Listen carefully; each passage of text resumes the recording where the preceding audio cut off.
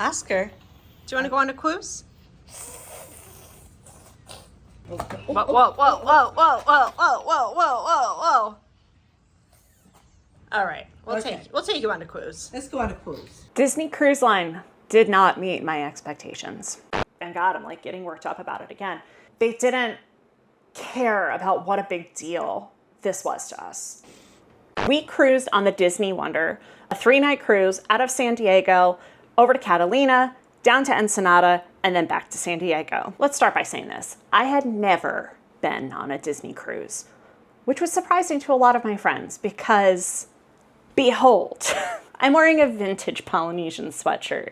I have my home decorated with like Disney history things, but in very tasteful ways. You know, it's all around me, and I worked for the company for almost 10 years. I worked in the parks for almost 5 years, corporate for the other 5, and it's in my bloodstream. I live across the street from Disneyland, for God's sake. But my family and I were never cruise folks, so we just never did it. Now, when I had prenatal depression, I was comforted by a certain YouTube channel, Cruise with Ben and David. They're my guys. I love them. And I just went through their entire collection of cruises on the couch in a very uncomfortable position because my boy was kicking me in my ribs. And that was how I learned about the Jack-Jack Diaper Dash. And as I felt this young boy kicking inside of me, I said to myself, when he can crawl, I'm gonna take him on a Disney cruise. And we're gonna do the Jack-Jack Diaper Dash, which is a race for babies in the atrium of the Disney cruise. And he's gonna win it. And I'm gonna be so proud. And that was like a North Star that guided me through my pregnancy. Crazy as that sounds, it is what it is. If you're new here, my name is Meredith. I am a single mother by choice. I live with my mom. So we're a happy little multi-generational family. My gay best friend is my baby's daddy. He comes to visit. I did give him the option of doing this Disney cruise, but he said that he didn't think it was for him. Totally respect that. And another reason we went on this cruise is because I was celebrating the launch of my company. I'm the founder of Wanderous, which is a travel beauty platform that matches travel essentials to the destination of your climate. So, for instance, this cruise was perfectly suited for the balance bundle because it was coastal climate, wasn't too humid, wasn't too dry, and it definitely wasn't cold. So this bundle would have done it all. It has shampoo, conditioner, styling product. This is hair repair, which is kind of like a all-in-one heat protectant, leave-in conditioner sort of product. Obsessed with it.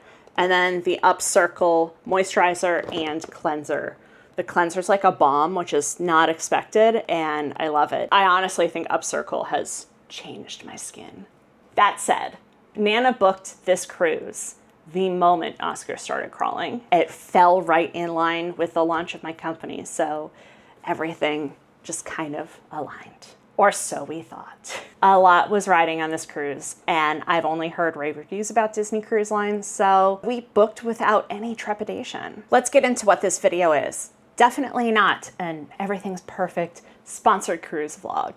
It's also not a top 10 tips or anything like that. I'll give you some tips for sure along the way, but I just want to kind of recap what these 3 days were like and what traveling with a baby on a cruise line is actually like. I have a lot of friends who are afraid to travel with babies, and Oscar is now 14 months old, almost 15 months, and he's been to Northern California, he's been down to Mexico on this cruise, he's been to Florida, we've done a bunch of road trips to Palm Springs, and where else? I know there's another one. I like taking this kid places, and I look forward to taking him more places. Be sure to subscribe below, because I really want to start documenting this. That's what I want this channel to be now, is a documentation of me building my company and traveling with my son. Travel is a huge component of what I'm doing with Wanderous. It is the primary component, he would say. And so travel is going to be a big part of that, and traveling as a single mom is going to be a big part of that. Subscribe below. Let's just go through our experience day by day. Okay, day one. Like I said, we live in Anaheim. So rather than heading down to San Diego the night before and staying in a hotel, which is typically the recommendation if you're doing a cruise, we drove down day of. We booked this cruise at the last minute. We booked one of those guaranteed restriction rooms. And we didn't have a boarding time until like 2 p.m., I want to say. So it didn't make sense for us to stay overnight. That was just going to be silly. I will say, I've never done an ocean cruise. My mom hasn't done an ocean cruise since the 70s. We have done 2 river cruises, and I'm probably going to do some videos about that. They were before Oscar. The one was just me and my mom traveling with a group of friends of ours. You like our room? Yeah. Do you? Yes. Yeah. It's cozy. Well, I like it's not as extravagant as others. And the second one was with my brother and sister-in-law, and I guess they were 5 and 1.5 at the time. Ah! There you are. So we have a little bit of cruise experience, but not the like big typical ocean experience that most people are used to. The drive to San Diego was super easy from Anaheim. It really is only like an hour, hour and a half if the traffic is good. And you can never guarantee Southern California traffic. But I knew it was going to be all right. I'd been watching the traffic all morning. We had it down there. Oh my God. Oh my God. Oh my God. In terms of parking, you can park with the hotels that are along the port. And that's what we did. I don't recall how much it was, but I'll put it down here for you during the editing process. And it was super easy. It was literally right there. There was a Starbucks right there. And I think their primary revenue stream is folks waiting to get on the cruise because you can't go to the port until your very specific boarding time. So we sat, we had a little pistachio loaf, we had a little bit of pistachio cream cold brew, and waited for our time to get on. Boarding was easy, pretty simple. There was a big line to get in, but they have so many people facilitating it that you're never really stopped in the line. You're always kind of constantly moving through it, or at least we were at the time that we got there. Oh, yay! Hello. Disney Water, please welcome all the Grace Moss family. Thank you. Thank you. Once on board, we had already strategized. We've watched a lot of YouTube videos on Disney cruises, and so we said, all right, we're going straight to lunch, and my mom said, I'm going straight to the crab legs, which she was a little bit disappointed by. Disney Cruise Line, why don't you have, like, mallets and stuff? Like, I think all they gave us were crackers, and that, I'm originally from Maryland, so I'm very used to a very specific way of picking crabs, which includes a paring knife and a mallet and a little, I mean, you really don't need the picker. Like, pickers are for babies. All they had was a cracker like that, and the shells were so strong, and then the meat of the crab was just kind of not great. So we weren't overwhelmed. The first thing I did when I sat down at the table and waited for my mom to get her crab legs, got Oscar into his high chair, I got on the Disney Cruise Line app and I looked on that itinerary for the Jack-Jack Diaper Dash because I was ready. I was gonna be the first person to sign up for it. I was so excited. I got a little nervous because I didn't see the Jack-Jack Diaper Dash on the itinerary. I didn't get worked up. I just thought to myself, Okay, maybe you have to go to guest services, or maybe they don't publish it until the evening, and guest services will tell me that. It's fine. I'm gonna eat this mediocre crab, I'm gonna feed my son a lot of french fries, and then I'll head down to guest services. well, after lunch, the first thing we did was head to our room. We stayed in 7068. The room category was a 5A. Like I said, we booked a guaranteed with restrictions room, so we had no idea what we were gonna get. I looked it up online because there are a lot of these websites that will give you an idea of what your room is going to look like, or people can upload pictures if they've stayed in the room. And it looked fine to me. And honestly, when we stepped in, it was great. There were no obstructions on the balcony. We weren't near any dining rooms. We were close enough to the elevator that it was a very quick walk, and my mom has bad knees, so that was great. But we weren't so close to the elevator that we heard a lot of noise. We really didn't hear anything. It was a lovely room. It was tight. I look forward to the time when my mom and I travel together regularly and get separate rooms. But you know, whatever, we're balling on a budget here. And so then, to guest services I went. Now, a disclaimer. I worked in guest relations at Walt Disney World for, I think, cumulatively about 2 years, maybe? It felt like longer. It was my favorite role. I loved being in the heat. I loved people coming up to me and me having absolutely no idea what they needed, sussing out what the real problem was, getting to the meat of it, and then finding a way for them to be as satisfied as possible in the most efficient way and to send them on their way with a smile. It was the most satisfying job I've ever had, like without a doubt. I knew that the level of service on a Disney cruise was very high. So I went into this with expectations. I shouldn't. Assuming makes an ass out of you and me, am I right? Anyway, so I go up to them and I'm like, hey, the Jack-Jack Diaper Dash isn't on the itinerary. I'm just coming to see when it is and how to sign up. And they go, oh, that's very strange. And then there was like a silence that was palpable. I was like, okay, well, can you find out why it's not on the itinerary? Oh, okay. Yeah. And she popped in the back and came back out and went, so sorry, we're not having the Jack-Jack Diaper Dash. It's a 3-night cruise. The reason why they don't do it on this 3-night cruise is because every day is a port day. And so the expectation when there are port days is that people get off at port and go explore the city. When my mom and I did river cruising, 100%, we got off at every city because it was a Christmas market river cruise and it was a different Christmas market in every city. I'll say here, we didn't get off the boat at all. I live in Southern California. I can get on a boat and go to Catalina any old day. Ensenada, I was interested in visiting, but we were doing this cruise not long after the whole Puerto Vallarta thing had happened. The government has ordered civilians to stay indoors as violent unrest spread to popular tourist destinations such as Puerto Vallarta and Guadalajara. I've never been to Ensenada. I've never been to Mexico. And as the one who's kind of leading the pack, because my mom's 76, her knees are bad, my son is 14 months, well, at this time he was 10 months, I have him in a stroller, and I'm constantly watching the two of them and watching to make sure the sidewalk isn't bumpy for mom, trying to pay attention to when everybody needs to eat, trying to keep my own needs in mind, what I want to see, and the idea of doing all of that in a city that I wasn't sure of, in a country that was having some tumultuous times in very, very tourist-friendly places. And also, we'd paid to go on a Disney cruise, and we're on the Disney Wonder. There's stuff to do. We want to explore the whole thing. We're overwhelmed, so we had just kind of decided we're not going to worry about the ports. But I guess other people explore them, enough so that there's no need to have a Jack-Jack Diaper Dash.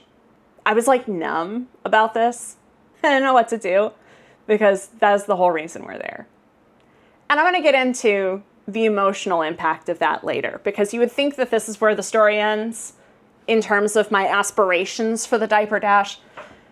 Not this gal. Let's carry on. After the muster drill, we headed up to the top deck of the ship to watch the sail away party, which of course is very exciting because they blow When You Wish Upon a Star out the foghorn. It's all very magical and very loud.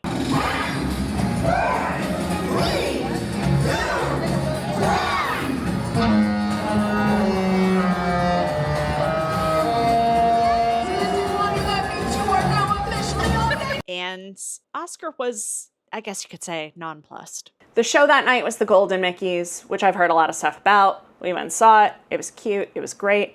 Hot tip, if you've got a baby and you're watching these shows, there are like seats as soon as you come in on the aisle.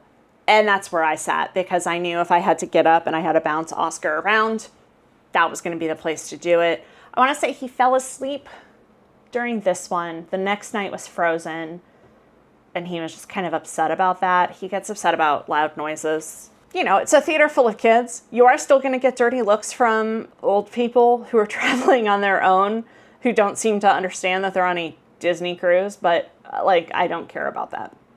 Suck it up. But there are babies in the world. And then dinner that night was at Animator's Palette. Because we had booked late, we were given a later dining time. If you've watched anything on Disney cruises, I'm not going to go over this. Like, it's rotational dining. Your server moves with you to the different restaurants every night. It's pretty, like, this is standard Disney stuff. If you're watching this video, you probably know that. The late dinner time is like 8:15, which is difficult with a 10-month-old. So that was the other thing that we talked to the guest services team about, was switching that to an earlier time. And we did get that for the additional 2 nights that we dined. So this was the only night that we had with this server team. They were great. Now, Animator's Palette is one of these restaurants where typically you go in and you draw a little doodle, and at the end there's a very cute show where all the doodles dance on the screens around you. My mother was very excited about this. She had fast forwarded past a lot of videos because she didn't want to see what it looked like at the end. She wanted to be surprised. And I had heard somewhere about 3-night cruises not doing this at Animator's Palette. I tried to temper her expectations when we came in. She was like, where's our little thing to color? And they didn't give us that. So they do the music of Fantasmic, and Mickey comes around and kind of dances around, and there's like a conga line of waiters and stuff, which is fine. It's great. But when you want to do a little doodle and watch it dance, it's kind of a letdown. So we've been told the diaper dash is a no-go. We haven't watched our doodles dance, and we're incredibly overwhelmed. So off to bed we went to just sleep off our troubles. Good morning! Mom didn't want to deal with buffets, so we ate in Triton's, which is the big ballroom restaurant that they have. I gotta be honest, I wish we'd done a buffet because I love a buffet breakfast. I want to be able to pick up all the Mickey waffles I want. And granted, I could have asked the servers at Triton's for all the Mickey waffles I wanted, but I don't want to deal with that judgment. We just took it easy this day. We also took some time to explore the parts of the boat that we weren't going to be able to experience. The pubs and the bars. Okay, I'll take another picture. There, okay. Good. Because they're open, you can just walk in. So we actually spent some time just sitting in the British pub and playing games with each other. Humans have never been immediately threatened with extinction. False. False. And talking to some of the other patrons of the cruise who were lovely, met some really lovely older women. Just talking to ladies in their 60s is one of my favorite things to do. And we did pool time, which honestly was a highlight. It was not a very long time that we spent in the pool area because a little girl got excited, looked at Oscar and went, ah! And he doesn't like that. He cried and then fell asleep in my arms. So we just sat on the pool deck with a sleeping baby for a little bit, and that was great. But for the time that I was in the splash area with my baby, I was so happy because it's an area that you can just let them go, and he could crawl around and poke at the fountains and try to stick his finger down the grate. I would go, ew, that's gross, don't do that. Pull him away. He'd smile into the fountains again. So it was nice for him to have an area that he could just play and explore on his own. And anytime a big kid tried to get in there, the lifeguards would come over and say, no, this is just for 3 and under. The big statues in there were a very hard kind of concrete material. I wish they were squishy, but I don't know what material you would use for that, because I imagine that would get pretty gross. Overall, I'd give it an 8 out of 10. This second day on the cruise was pirate night.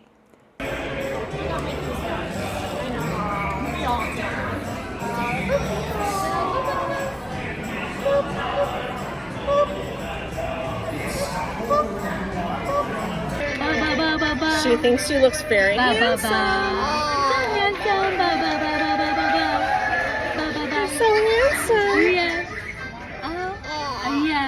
Yeah, we do.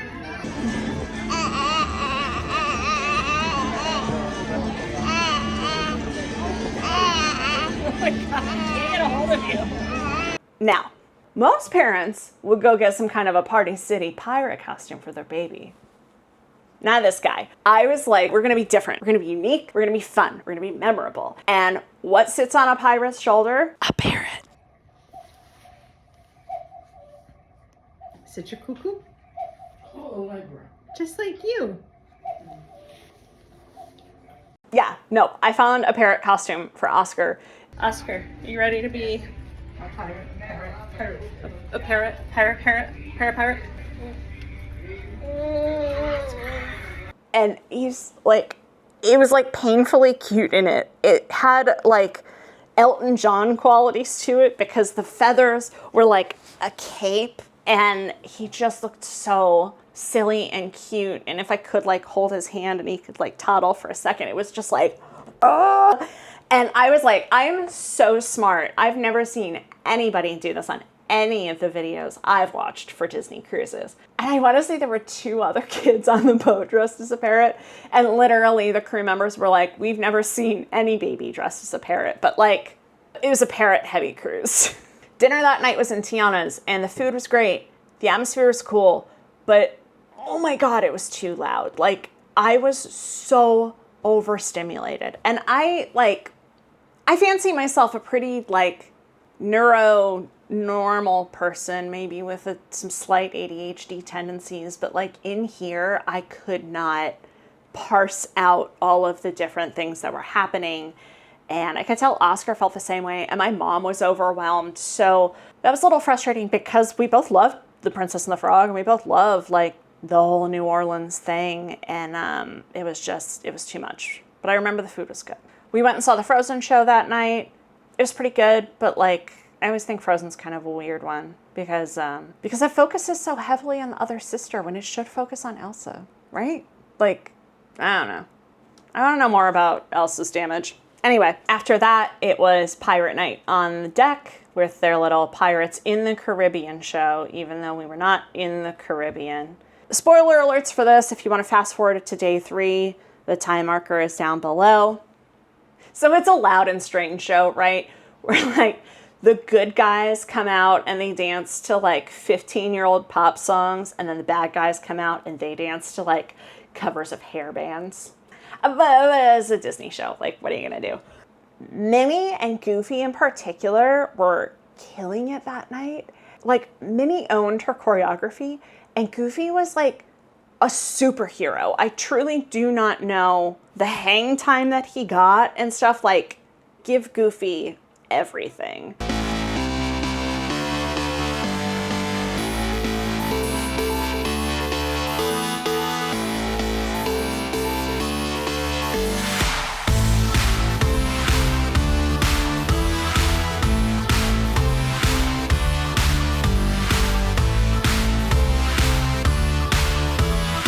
But of course, Mickey steals the show. I'd seen videos of this. The preamble is like so strange. And I just wanted to tell you that no matter what happens tonight, I'm on your side. It's so strange and I love it. Like, and I was really excited to see it in person. Remember, I'm always on your side. Okay. And then like, you know he's gonna zipline. The zipline's there the whole time. Most people are watching the show if they're like on the deck with the stage, but we were up above and like had the perfect view of Mickey just killing it before zipline time.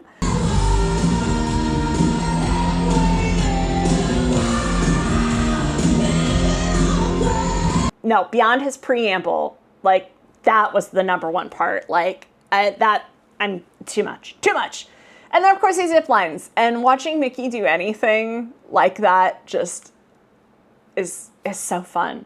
Like, there used to be a parade at Disneyland where Mickey would play the drums, and I'm not talking about like do do do. I'm talking about like snares and cymbals and like a whole thing. The Soundsational parade. It was great. So, you know, it was really chilly on deck, but Oscar loves fireworks, so he was there for that. We just put him in his jammies, and then I put him in a windbreaker and zipped him up inside of my carrier and everything. Put a little hat on him. And it was great. I mean, the fireworks at sea are wild. It's crazy.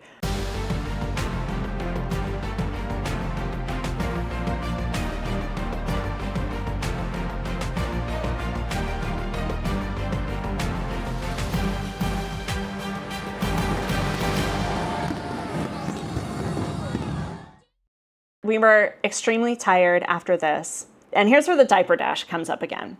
I want to say it was between dinner and Frozen, we stopped by the kids club. And, you know, I was telling every crew member on the boat about how disappointed we were about this. And I was really surprised at how, like, oh no, everybody was about it. Like, it was just, it just felt like, not fake, but just not, there was no connection. And let's put it this way. If I was in guest services there and was empowered to do things, because I do know too, like a lot of this is people have to be empowered to do the thing. There's a number of guest service recovery things that you can do that I was trained to do.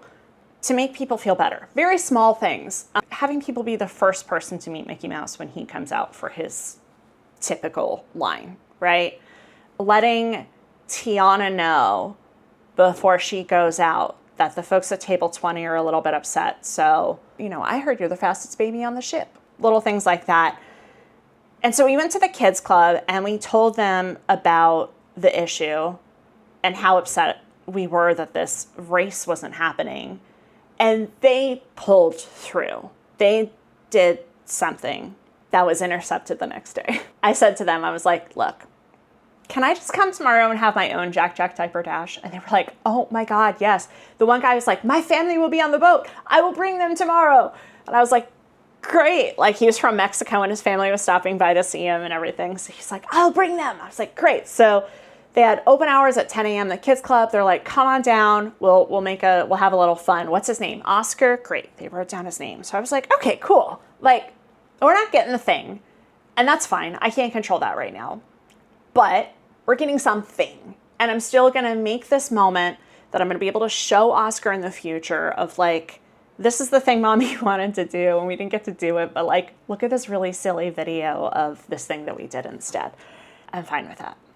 So I had this whiteboard on our door. I brought a little magnetic whiteboard and I wrote, there's no diaper dash on this cruise, but we're having one tomorrow at 10 a.m. kids club. I think I wrote something about either be a mutiny, we be taking over the Jack-Jack Diaper Dash or something in line with Pirates Night. And I thought I was going to get in trouble for writing the word mutiny. I thought what happened the next day was maybe because I'd written the word mutiny on my door. It's very worried. Yeah. But we'll get to it. So we got to bed that night. And the next morning, we were ready for the diaper dash. We get up, go to Triton's, we have our breakfast, we go back to the room, and we put on the costumes that I brought because I was prepared for this diaper dash. I said, Oscar's gonna crawl in this thing, and I'm gonna put him in a little onesie, a little Jack-Jack onesie, because he looks like Jack-Jack. I got him very tight little like baby biker shorts, so he was prepared. I didn't want to put him in pants because I wanted to have just a bit of friction on the knees so you could really grip the mat, as he was going. I was really strategizing, being a real stage mom about all of this. I got my mom and I matching Incredibles shirts and I said, let's go. We're going to record this thing in the kids club. It'll be silly and fun. Let's do this. I'm expecting some kind of a reception. I'm not saying people applauding and being like, woo, Oscar. None of that, right? But just when I got there for the kids club, people to be like, Oscar's here. And they were like bovine-eyed about it.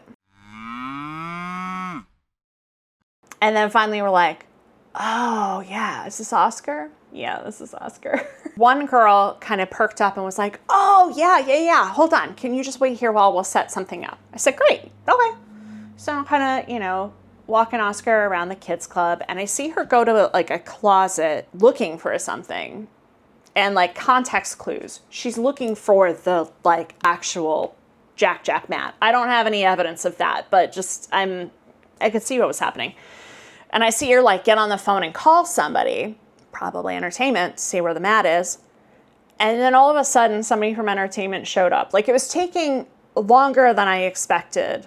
And I didn't expect them to set up the diaper dash mat. I just expected just gym mats, and like that was fine. And if they went the extra mile and brought out the extra thing, I was going to be very thrilled by that. And so this person from entertainment comes down, and she said, "Are you Meredith? Is this Oscar?" I was like, "Yeah." And so then this is when I like started thinking about like, oh no, you wrote mutiny on your door, and that might actually be like a problem at sea. Oh no. She said, I hear like you're gonna do a diaper dash here. And I was like, yeah, I mean, I just want to get video of my son crawling. Like that's all. Like I'm very excited about this. And she goes, well, this isn't sanctioned by Disney or the entertainment team. And I was like, I mean, I know, that's why I'm here. That's why I'm doing it here. And she said, if you want him to crawl, that's fine, but that it has nothing to do with us and we're not responsible. And I was like, okay, girl, like, sure. And so they went over And they literally got out the smallest mat and put it on the ground. And then the entertainment girl, who seemingly had like no connection with children, like not understanding or appreciative or excited or elated, anything. She took a bucket of toys and just dumped them on the mat. And then went, okay, and then left. And then the kids club gal left. And so it was just me and my mom, and I'm standing there with my camera. We're all dressed as Incredibles. I am feeling like a right dum-dum at this point. I captured this video, which I'll share with you now. All right. Come here, Oscar. Come here, Oscar. I know. Oscar, come here.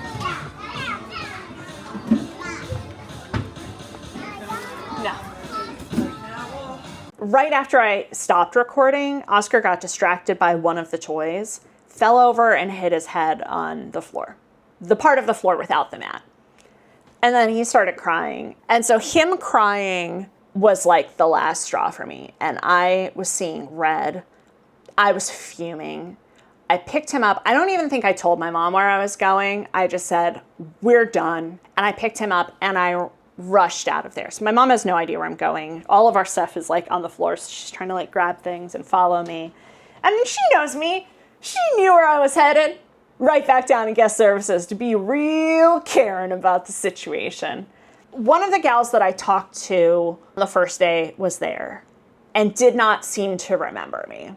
She was one of the team members there that, like, to make it better, gave us a Disney Cruise Line, like, celebration button that said, I lost a tooth, which is not going to be a thing for Oscar for a while.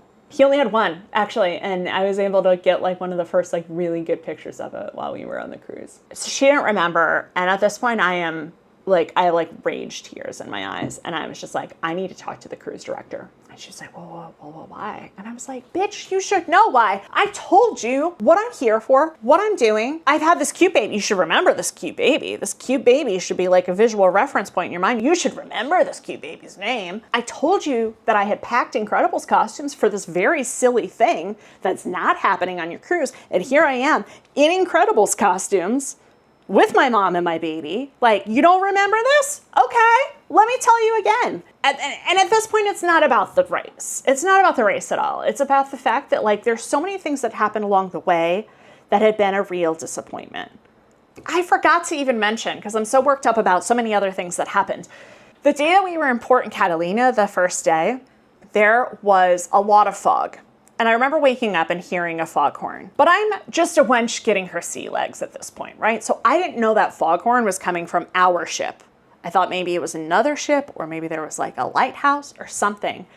And that first day when we went out to like explore, we opened the door to the deck to go get some, like, where the coffee, there's like a beverage station on the deck past the pool. And so in the morning we got up to go fill up our thermoses with some drinks. And we're out, I walked like halfway out the deck and the foghorn started going. And it was so loud, I was afraid that Oscar might have lost some hearing. It was horrible. And I was so mad at that point because there were no cast members at the doors to tell you, like, hold on just a second, the foghorn's gonna go off. And then you have, 30 seconds to get across to the other side or whatever. There were no signs on the door that said, the foghorn is active, be aware, it's very loud. Because you're right next to it. Like, that funnel is right there and it's going off. But, like, I didn't know. I had no idea. That was something else I talked to guest services about another day. And, like, they didn't give a shit. So after I explained the situation yet again to this woman, my mom shows up and they said, okay, well, hold on a second. I couldn't be there anymore. So I handed Oscar to my mom and I said, I have to go. Like, I need to be alone right now. And I went back to the room and, like, literally sobbed. And, like, if I was a good vlogger, I would have recorded something very emotional, but I'm not. I wrote a note, and I'm going to read that note to you now. This is the whole reason we booked the cruise. I'm not an idiot. I know things are subject to change and that Disney can't promise to deliver an activity.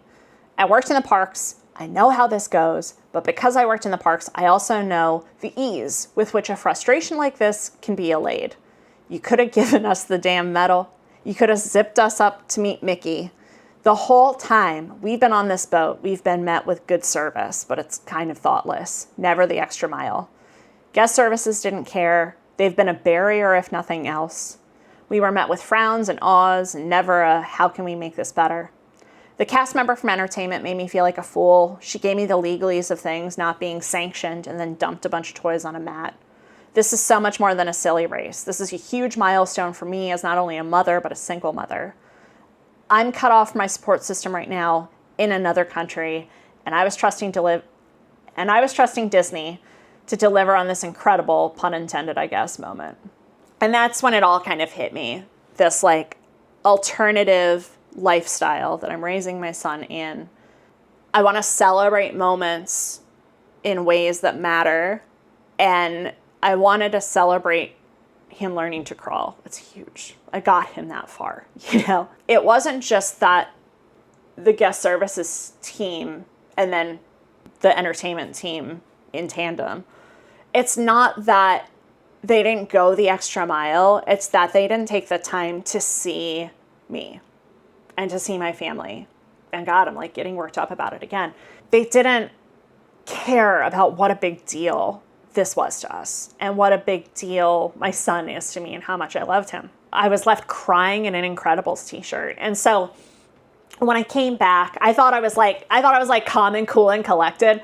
And I came back from the room and the assistant cruise director was there. Not even the cruise director never came out, never acknowledged us.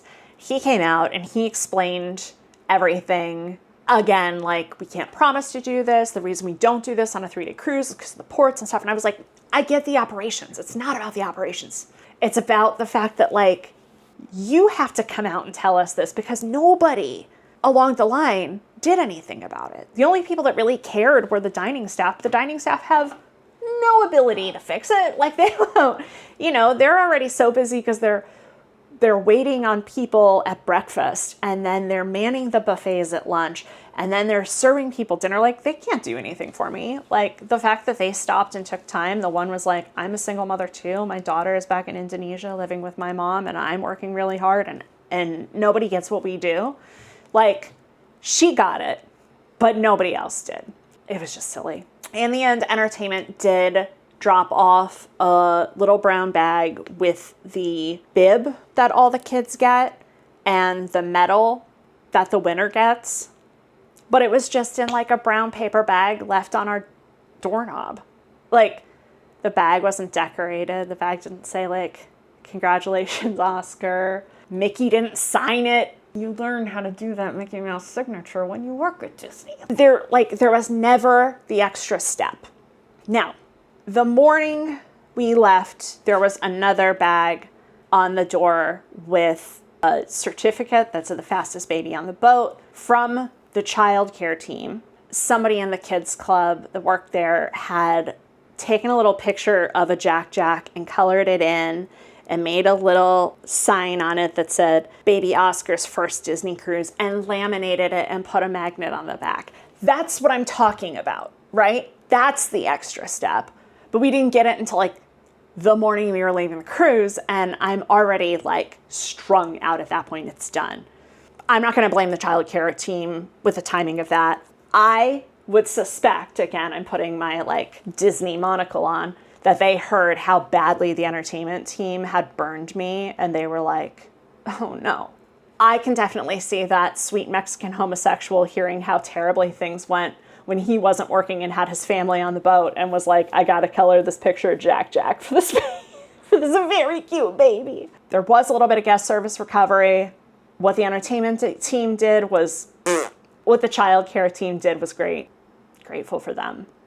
But that was that. And we had dinner that night at Triton's. Typically, if it's not a 3-night cruise out of San Diego, the dinner at Triton's would have included all of Mickey and his friends coming out and dancing, but it's a 3-night cruise out of San Diego and you're just shafted on that one. I did not go to see the show that night. I don't remember what it's called. I'll drop it here.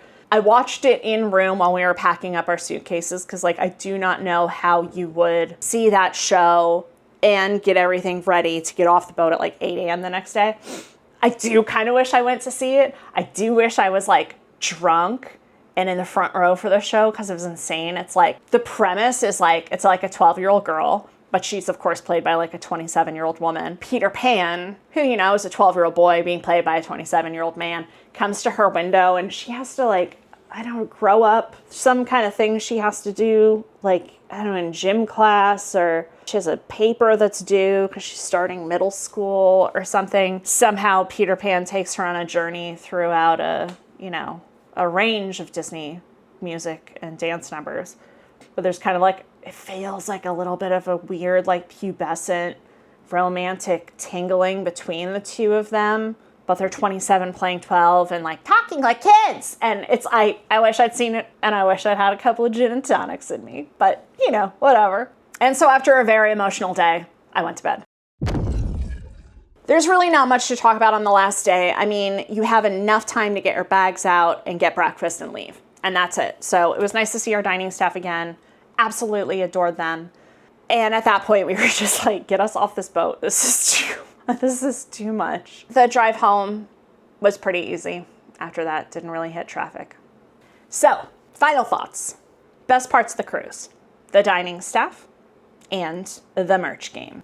I was so focused on picking this up. Like, there was an ad with this little towel animal.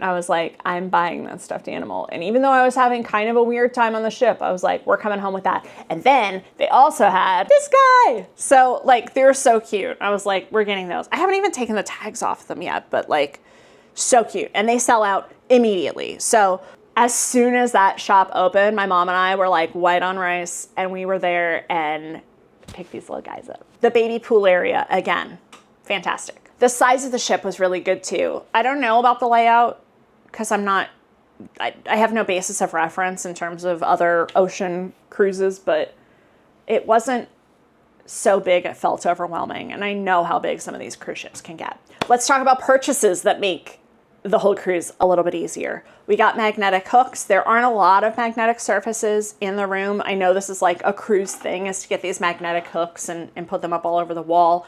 The adjoining door into the room next door, like that was magnetic. All the doors were magnetic, so it was nice to have an extra place to hang bathing suits and stuff. There are protectors that you can get for the tags you put on your bag. So when you check in your bag, it has a special tag on it that says what your last name is and where your room number is, so that they know where to take all the luggage.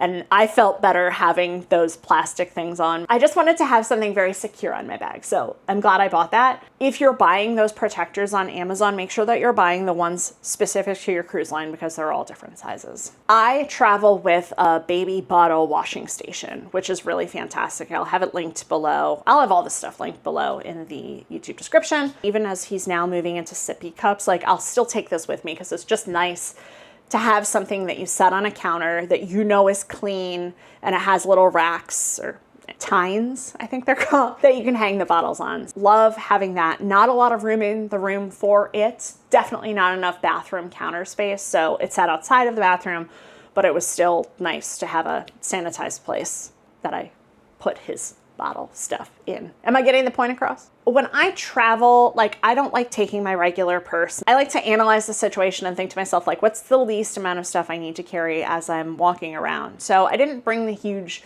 diaper bag, because I was like, I can always come back to the room to change his diaper. All I really need on me is like hand sanitizer, an emergency diaper and changing pad, definitely the room key. I don't need to take money or anything around. So I had a very small backpack that I carried things in.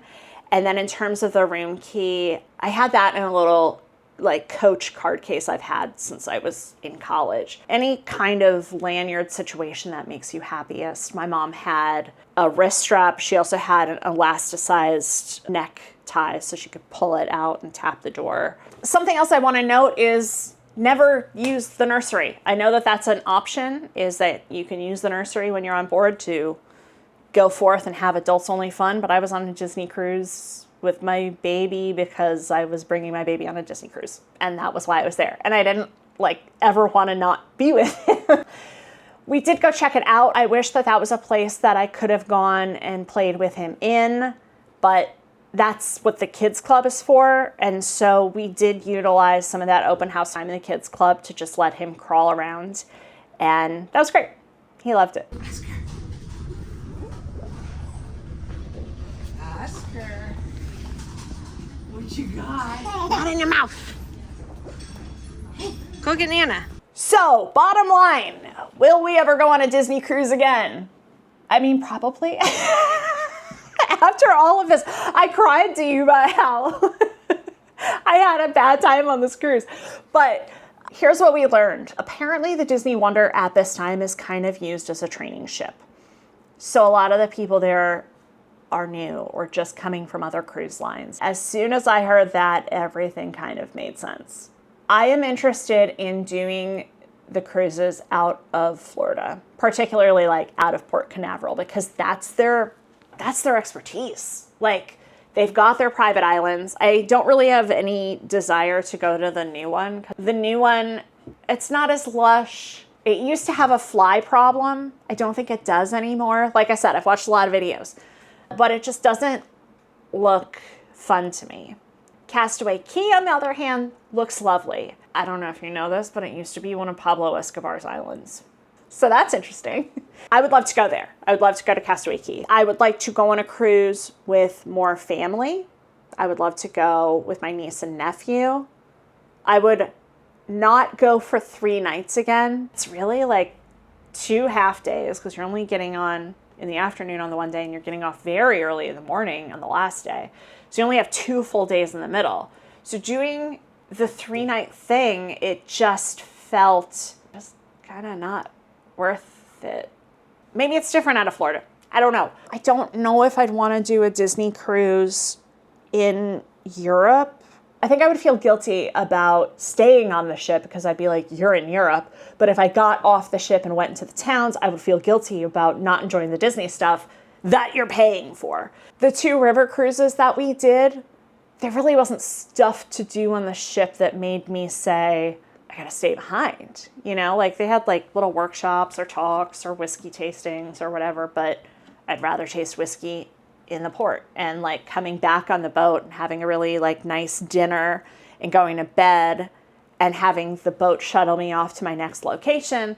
Great. Like that's awesome. And knowing all your stuff is just on the ship and you can go out and explore these little towns and come back. Loved it. But I just don't know that I'd want to do that with Disney.